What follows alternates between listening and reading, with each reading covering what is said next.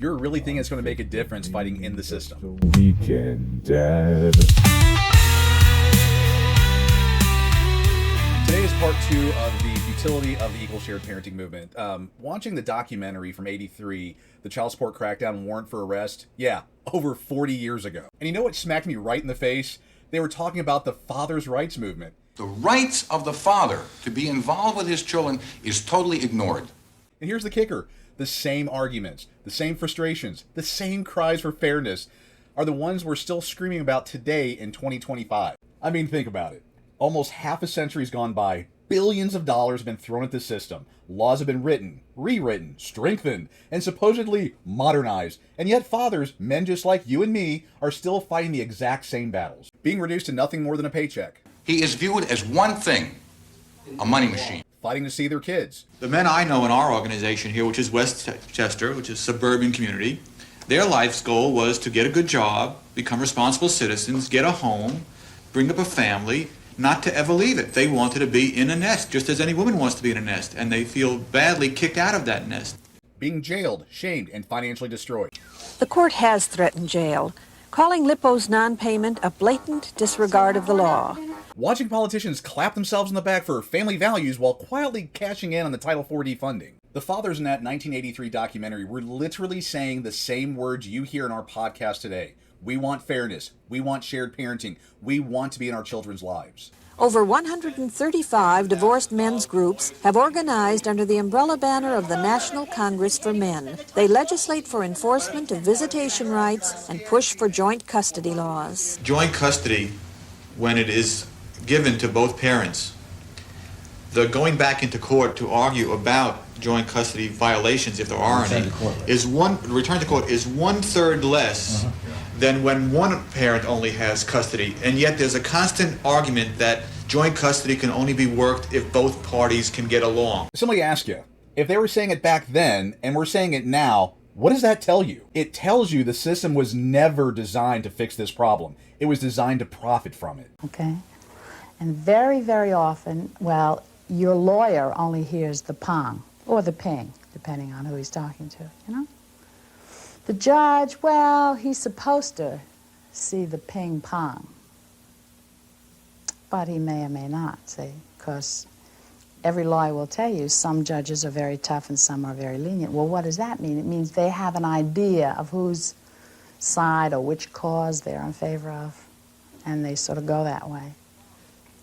We're still stuck in the same hamster wheel. Different year, different faces, same playbook. And every time we think we're moving the needle, we get thrown a symbolic parental rights bill that never even gets a hearing. When child support is meted out by the courts, there is no consideration taken of what the child's needs are, only what they could squeeze out of the father.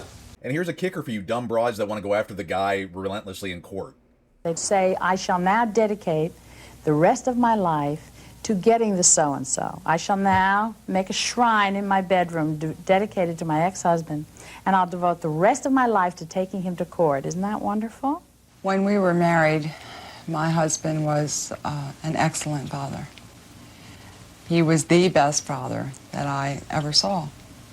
When we were first separated, for the first year, on his days off, he came over and watched the boys for me while I was working.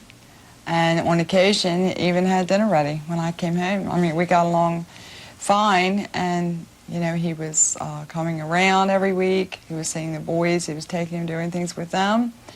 And he was voluntarily giving me, at that time, $50 a week for the boys. I'd say the last 8 months before the divorce, I noticed he was coming less. He was paying less. Good girl, Tess. Yeah, you good girl. My children were babies, 3 and 5 years old. And I didn't want to take their father away from them. I just wanted the separation from him. But I didn't anticipate this long separation from him and the boys. And at that time, you would have never convinced me that he would have taken off and just dismissed him off of the earth, which is more or less what he has done. I don't want to go on welfare. I don't want to go on public assistance. Knowing what I know now and knowing what they know, how to tell me to go about things, I will never hire an attorney again. Judge Watts. I could consider that the domestic law of the 80s is mediation and conciliation.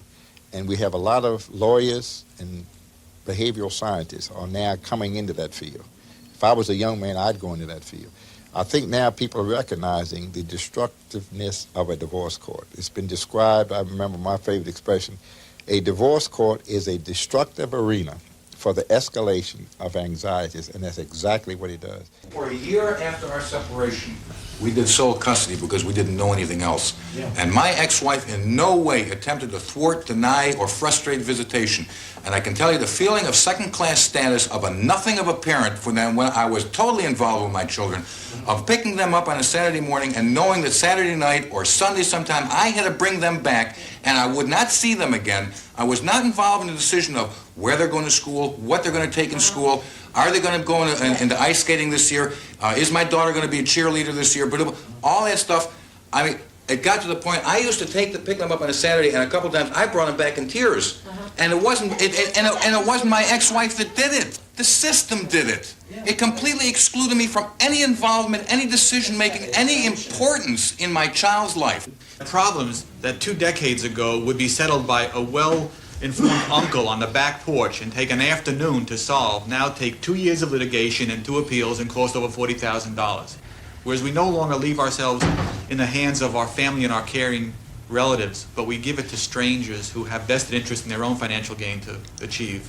So here's my challenge. Stop pretending the system is broken. It's not broken. It's working exactly as intended. And the father's rights movement, we've been here for over 4 decades. The only question left is, are we finally going to stop letting history repeat itself? Around the country, fathers are saying that only the ping is heard in the nation's courts. Maybe it's our job, and maybe it's our job to convince our legislators that men in this country have been discriminated as much as women in this country have also been discriminated in the involvement and the nurturing and the caring process of our children. And we are more to our children than just money. Because if we don't, we'll still be saying the same damn things in 2073. Pissed off parent out.